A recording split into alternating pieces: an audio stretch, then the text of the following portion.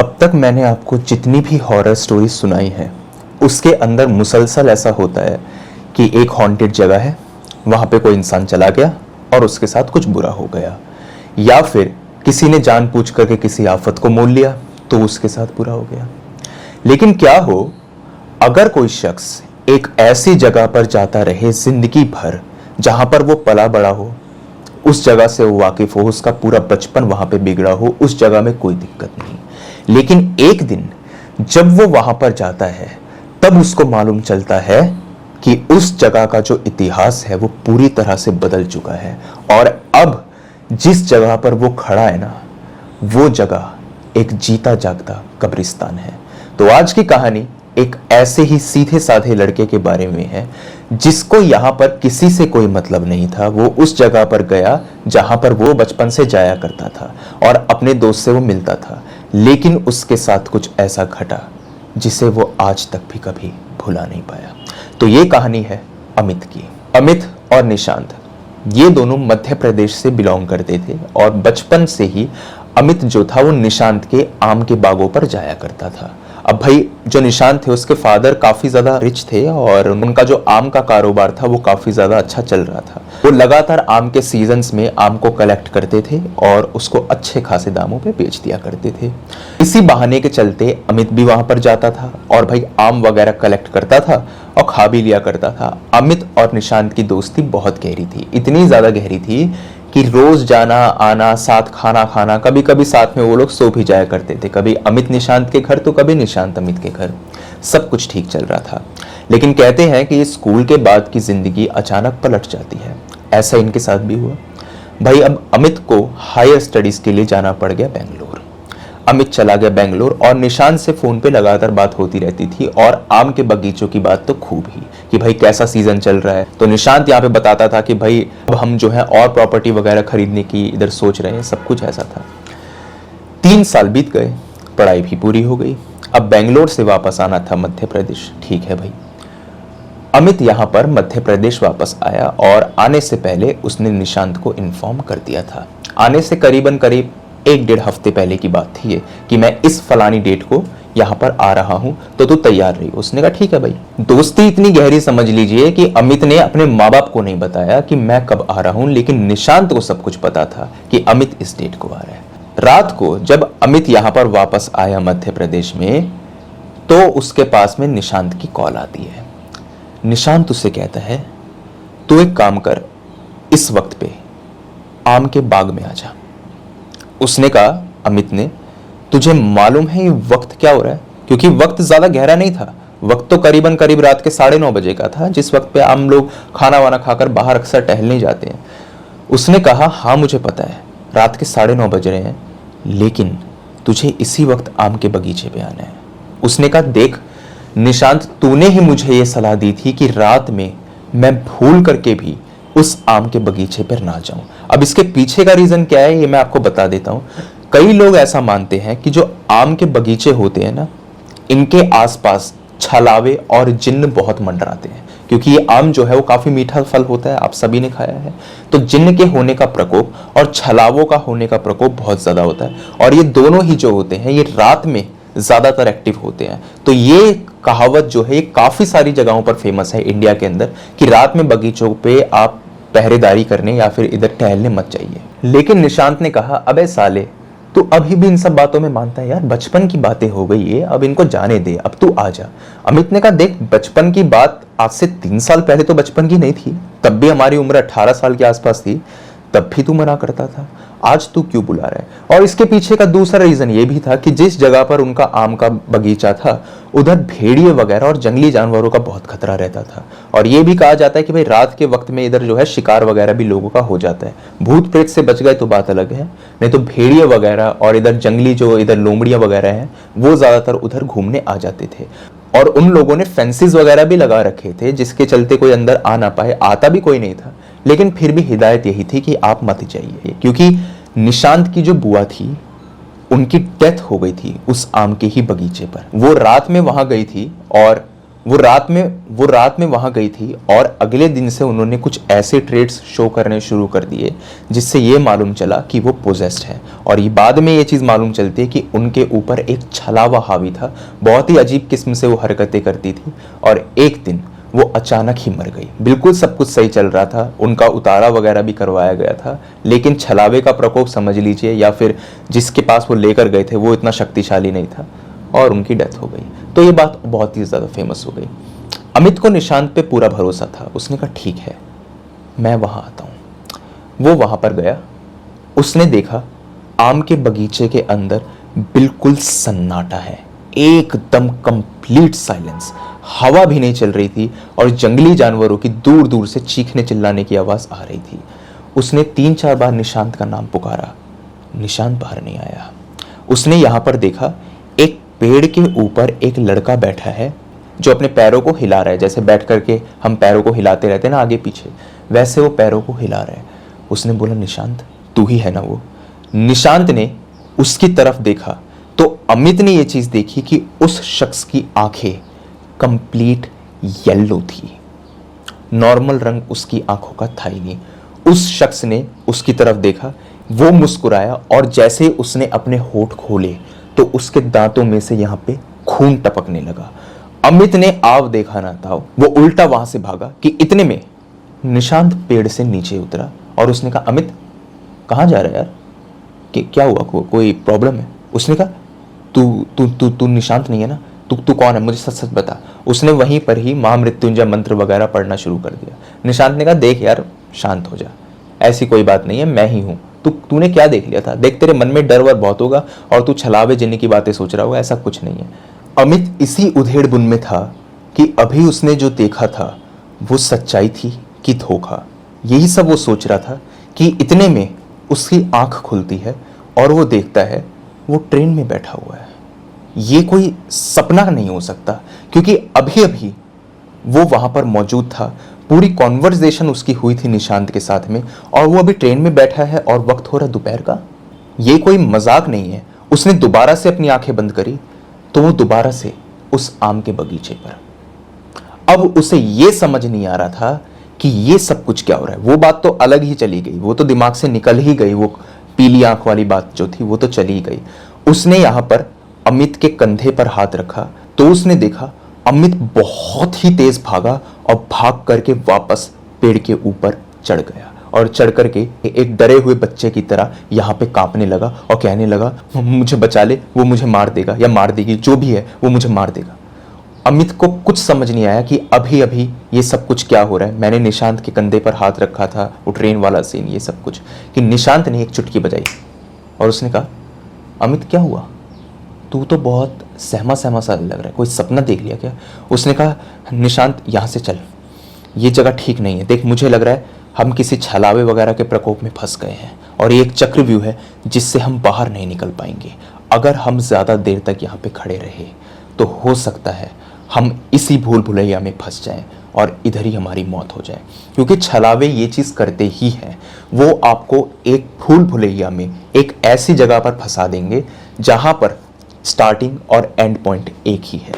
आप वहां से जा ही नहीं सकते, रास्ता आपके सामने ही होगा। एक तरीके से समझ लीजिए शीशे की दीवार है, हर एक जगह पर जब आप देखेंगे तो आपको अपनी ही परछाई दिखाई देगी, लेकिन वो शीशे की जो दीवार है या फिर वो शीशे का जो घर है वो आपके साथ उस वक्त पे खेल रहा है। दरवाजा जिससे आप आए थे आपको मालूम ही नहीं कि वो कहां पर है। निशांत ने कहा ये सब तेरे मन का वहम है, अगर ये सब कुछ होता तो मेरे साथ भी तो होता।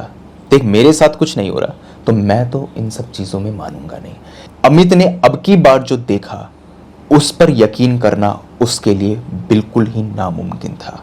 उसने देखा कि वो निशांत से बात कर रहा है जैसे वो नॉर्मली बात कर रहा है, उसके पीछे फिर से निशांत और अमित खड़े हैं, उसके पीछे दोबारा से निशांत और अमित, और वो चारों जो हैं एक साथ मुड़ते हैं और उन दोनों की तरफ देखते हैं और वो ये कहते हैं कुछ नहीं है, ये सब तेरे मन का वहम है, सब कुछ ठीक है, तू घबरा मत। वो चारों के चारों पीछे से भागते हैं अमित और निशांत के जिस्म के आर पार और एक धुएं की तरह गायब। अमित यहां पर समझ चुका था कि निशांत के साथ जरूर कुछ ना कुछ अनहोनी हुई है और अगर वो यहां पर रुका तो उसकी मौत पक्की है। हो सकता है ये निशांत ना हो। बहुत ही जल्दी वो कंक्लूजन पे पहुंच गया था, क्योंकि वो इन सब चीजों से वाकिफ था। बचपन से ही वो छलावों की कहानी सुन सुन के बड़ा हुआ था। जिन्न ऐसा नहीं करता, वो एक चक्रव्यूह नहीं बनाएगा। छलावा अपने शिकार के साथ बहुत लंबे वक्त तक खेलता है, उसको फिजिकली मेंटली पूरा तोड़ देगा, और फिर वो शिकार जो है वो खुद ही यहाँ पर आत्महत्या कर लेगा, क्योंकि उसको समझ नहीं आएगा कि यहाँ पे क्या हो रहा है। मेरा एक दोस्त था, मैं आपको बताना चाहता हूँ, वो एक बार एक हाईवे पे जा रहा था और नॉर्मली ही वो बाइक से यहाँ पे ट्रैवल कर रहा था। कुछ रात के 1 बजे से लेकर के सुबह के 4:30 बजे तक वो उसी हाईवे पर फंस के रह गया। वो जहाँ से जाता ना, वो वापस उसी पॉइंट पर पहुँच जाता। कभी वो एक शॉर्टकट लेता तो वापस मेन रोड पे, मेन रोड से जाता तो वापस से उधर, जबकि वो उस रास्ते से अच्छे से वाकिफ था। तब भी उसके साथ ये हो रहा था। बचा वो इस तरीके से 4:30 बजे अचानक से मंदिर के घंटी की आवाज़ बजनी यहाँ पे शुरू हो गई। तो वो जो प्रकोप था या फिर वो जो भी फिल्म उसके सामने चल रही थी, जो भी दुनिया थी, वो अचानक से एंड हो गई और वो लड़का यहाँ पे बच के वापस आ पाया। नहीं तो उसने हाथ खड़े कर दिए थे कि उसकी मौत पक्की है। खैर, coming back to the story, Amit वापस से यहाँ पर भागने शुरू कर देता है और वो उस जगह को ढूंढ रहा था जहाँ से वो आया था। कमाल की बात है, उस बाग में उसका बचपन बीता है। पूरे 18 साल का वक्त उसने वहां गुजारा है। हर दोपहर वो यहाँ पे आता था, लगभग हर दोपहर। तब भी उसको वो एंट्री गेट नहीं मिल रहा था जहां से वो आया है। वो थक हार करके कुछ 5-10 मिनट तक भागा, वापस घुटनों के बल बैठा और हाफने लगा। पागलों की तरह हाफे जा रहा था और यहाँ पे निशांत की तरफ देख रहा था, जिसके चेहरे के ऊपर कोई एक्सप्रेशंस थे ही नहीं। निशांत धीरे धीरे उसके पास चलता हुआ आया और उसने दोबारा से चुटकी बजाई। जैसे उसने चुटकी बजाई, अमित ने देखी निशांत की मौत। आपको काफी बनावटी लग रही होगी चीज ये कि ऐसा कैसे हो सकता है, लेकिन ये सब कुछ क्या है। लेकिन कमाल यही है कि छलावों की दुनिया में कुछ भी होता है, वहां पे भगवान भी वही है, वहां पे शैतान भी वही है। आपके पास में एक ऐसा जिगरा होना चाहिए जिसके चलते आप इन सब चीजों में फंसे ना। हो ही नहीं सकता कि कोई शख्स उनकी दुनिया में जाए और वहां पर वो बिना फंसे वापस आ जाए, क्योंकि वो आपको फंसा ही लेगा। ज्यादातर वो लोगों को मारता नहीं है, उनके साथ खेलता है, छल करता है। उसको आपकी आत्मा से कोई लेना देना नहीं है। ज्यादातर ऐसा होता है कि छलावों को आत्मा से या फिर इन सब चीजों से कोई लेना देना नहीं होता, लेकिन लोग खुद ही अपने आप से परेशान होकर के अपनी जान उसे सौंप देते हैं। निशांत ने जैसी चुटकी बजाई, अमित ने उसकी मौत देखी कि निशांत एक पेड़ से लटका हुआ है। उसकी बॉडी को यहाँ पर भेड़िए खींच खींच करके खा रहे हैं, क्योंकि वो कुछ 5-10 की हाइट का था। पेड़ जो था वो ज्यादा लंबा यहाँ पर था नहीं, और उसने नीचे वाली टहनी से ही यहाँ पर फांसी लगाई थी। उसकी नीचे की जो टांगे वगैरह थी उसको खींच करके भेड़िए ले गए, जहां तक वो कूद वगैरह सकते थे, और सिर्फ आधी लाश ही उसकी टंगी हुई थी। यहाँ पर निशांत ने कहा, बस कुछ देर की दिक्कत और है, उसके बाद तो खुद ही इन सब चीज़ों से मुक्त हो जाएगा। ये सब तुझे ज़्यादा परेशान नहीं करेंगी। मैं कहता हूँ अपने आप को सौंप दे। उस पेड़ पर तू खुद चला जा और खुद ही आत्महत्या कर ले। उसके बाद सब कुछ नॉर्मल हो जाएगा। कोई दिक्कत नहीं है, कोई परेशानी नहीं। मेरी बात मान, सब कुछ सही हो जाएगा। ये सब कुछ जब हो रहा था, इसी के बीच में अमित फंसा हुआ था। उसे सच्चाई और छल का कुछ अंदाजा नहीं था। उसने सोच लिया था कि वो बच करके यहाँ से वापस नहीं जा पाएगा। न जाने उसको क्या हुआ, वो अपने होशो हवास में नहीं था, वो अपने होश हवास भी खो बैठा था। उसने सचमुच वहां पर पड़ी हुई रस्सी को उठा करके पेड़ के ऊपर डाला और उसने यहाँ पर फंदे को बना लिया। वो बस लटकने ही वाला था कि इतने में एक त्रिशूल आकर के उसके पैर के पास लगा। जैसे ही उसके पैर के पास वो त्रिशूल लगा, उसका सारा भ्रम टूटा और एक अघोरी वहां पर बाहर खड़ा हुआ चिल्ला रहा था कि तुम यहां पर आए कैसे। उसने देखा कि उसके हाथ में फंदा है, उसने सब कुछ छोड़ा और वो वहां पर भागा। जैसे ही वो वहां से भागा, सब कुछ खत्म हो गया। उसे समझ नहीं आया कि वो इन बातों को एक्सप्लेन कैसे करे। उसने निशांत के पेरेंट्स को यहाँ पे बुलाया। अब इन सब बातों में मुश्किल से मुश्किल 1-2 घंटे बीते होंगे या फिर आधे घंटे, लेकिन जब वक्त देखा तो सुबह के 5:30 बज रहे थे, जबकि वो यहाँ पर 9-9:30 बजे आया था। इतना सब कुछ उसके साथ में हो गया था इन 4-5 घंटों के अंदर। कुछ बातें तो ऐसी हैं जो उसको याद भी नहीं है, क्योंकि उसके हाथ पैरों पे मार्क्स भी थे, उसका मुंह वगैरह भी छिला हुआ था। ये भी उसको याद नहीं कि वो भागते हुए किसी पेड़ से टकराया, या फिर उसको निशांत ने यहाँ पे मारा, या फिर उसने अपने आप को ही घायल कर लिया। उसने क्या क्या किया उसको नहीं पता। उसकी पीठ पे भी चोट लगी हुई थी, और वो चोट देख करके ऐसा लग रहा था कि वो एक पेड़ से ऊपर से गिरा है, जिसके चलते वो चोट जो है उसकी पीठ पर लगी है। काफी तेज उसके वो चोट लगी हुई थी। उसको इन सब बातों के बारे में कुछ याद नहीं। जितनी उसको बातें यहां पर याद थी वो सारी मैंने आपको बता दी। निशांत के जब पेरेंट्स आए तो सारी बात क्लियर हुई। उसने कहा मुझे निशांत से मिलवा दीजिए। उन्होंने कहा बेटा, निशांत को मरे हुए 4 दिन का वक्त हो चुका है। 4 दिन पहले उसकी मौत हो गई। जैसे अमित ने बात सुनी, उसके पैरों तले जमीन खिसक गई कि आखिर ये लोग बोल क्या रहे हैं। उन्होंने पूरी बात बताई। बेटा, वो बिल्कुल सही था, सब कुछ ठीक चल रहा था। न जाने वो किस तरीके की पूजा करता था, या कौन से तंत्र मंत्र या कौन सी विद्या वो हासिल करना चाहता था। वो यहाँ पर हर शाम को आता था और यहाँ पर आकर के किसी पेड़ वगैरह से कुछ काले धागे को बांध दिया करता था। वो पूजा जिसके बारे में वो बता रहे थे, उन्होंने कहा कि हमने गूगल वगैरह पर कुछ देखा, तो इससे हमें ये मालूम चला कि वो पूजा एक सिद्धि की थी, और उस सिद्धि के हिसाब से वो कुछ एक ऐसे द्वार को ढूंढ रहा था, एक ऐसी जगह को ढूंढ रहा था जिससे वो इस दुनिया से दूसरी दुनिया में कनेक्ट कर पाए और उधर से एक गेटवे बना सके। वो कुछ इस तरीके की चीजों को पढ़ रहा था गूगल पे, और इस तरीके की ही वो पूजा पाठ करता था। उसने यहाँ पर अपनी बिल्ली को भी मारा था। एक हिरन की भी लाश मिली थी गड़ी हुई उस पेड़ के नीचे, जिस पेड़ पर निशांत यहाँ मरा था। उसकी मौत जब हुई, उस मौत की भी चीज लिखी हुई थी उस तंत्र विद्या के अंदर कि आखिरी में आपको इधर उस पेड़ से या फिर किसी भी चीज से लटकना है, और तब जाकर के ये जो तंत्र विद्या है पूरी हो जाएगी, आपकी मौत नहीं होगी। जैसे बुराड़ी केस के अंदर जैसा आप लोग जानते ही हैं कि वो लोग भी लटके थे सारे के सारे सदस्य, और उनको लगता था कि जो आदमी मरा हुआ है, मतलब जो ग्रैंडफादर है या फिर जो हेड ऑफ द फैमिली है जिसकी डेथ 2007 में हो गई थी, वो आकर के उन्हें बचा लेगा। पढ़े लिखे लोग थे वो लोग भी, कोई यहाँ पे मास्टर्स करके बैठा था, कोई बहुत अच्छी जॉब कर रहा था। लेकिन अंधविश्वास और पढ़ाई का आपस में कोई कनेक्शन नहीं। अंधविश्वासी आदमी कितना भी बड़ा हो सकता है। वो लोग भी ऐसे मर गए थे, ये भी इधर ऐसे मर गया था। इसको शायद ये लग रहा था कि इससे जब वो गेटवे खुलेगा तो वो आत्माएं वगैरह जो है, जो इसकी यहाँ पे गुलाम बन जाएंगी, दोस्त बन जाएंगी, वो इसे यहाँ पर बचाएंगी। उन्होंने आगे ये भी बताया कि बेटा, पिछले 4 दिन से ये जगह पूरी तरीके से छलावों के कब्जे में है, क्योंकि जब वो यहाँ पर मरा है तो शायद उसने वो गेटवे तो खोल दिया, लेकिन उसको बंद कैसे करते हैं इसका किसी को कुछ नहीं पता। ये तांत्रिक जो है इसने भी बहुत कुछ कर लिया, लेकिन उसका हमें नहीं पता। तुम आखिर इधर आए कैसे? उन्होंने कहा अंकल, ये कैसी बात कर रहे हैं आप, मैं तो नॉर्मली यहाँ पर चढ़ के आया था। उन्होंने कहा बेटा, तुमने फेंसिस नहीं देखी? कुछ 8 फीट लंबी फेंसिस थी वो, उसके ऊपर से कूदना मुमकिन तो नहीं है।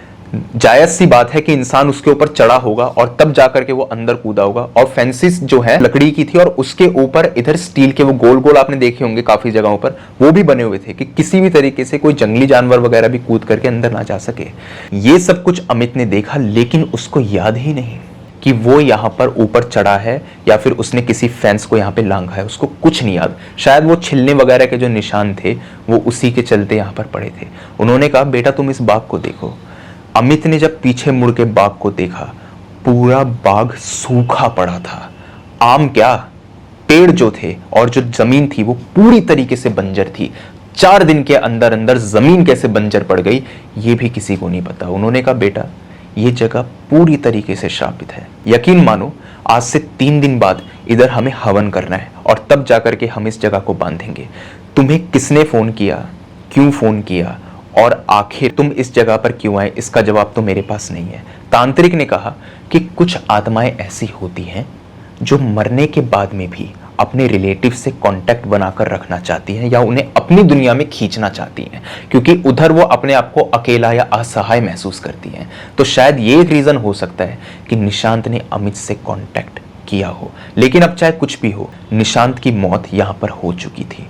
अमित जब वापस अपने घर जा रहा था, तांत्रिक ने उसे कहा था पीछे मुड़ के मत देखिए। उसने पीछे मुड़ के देखा भी नहीं, लेकिन उसको एक आवाज जो आज तक भी उसे याद है उसके कानों में पड़ी थी, और वो उससे कह रही थी, अमित, मुझे अकेला मत छोड़ यार, तू वापस इधर आ जा। कोई दिक्कत नहीं है, एक बार तू आ तो जा, उसके बाद सब कुछ नॉर्मल हो जाएगा। बस इतना ही उसने बोला और उसके बाद कुछ नहीं। 3 दिन बाद हवन वगैरह हुआ भी, उस आम के बाग को यहाँ पर बांध दिया गया। और कमाल की बात यही है, जैसा इधर अमित ने देखा था कि निशांत की आधी डेड बॉडी ही मिली थी, वो बात भी पूरी तरीके से सच है।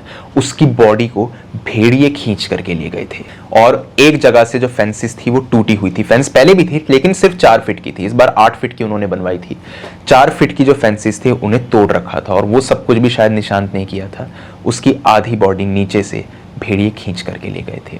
इन सब बातों को 3-4 साल बीत चुके हैं, लेकिन आज भी यकीन मानिए, चाहे दिन हो, घोर दोपहरी हो, रात की तो बात ही छोड़ दो, घोर दोपहरी भी हो ना, किसी की हिम्मत नहीं है कि उस जगह के आसपास मंडरा जाए।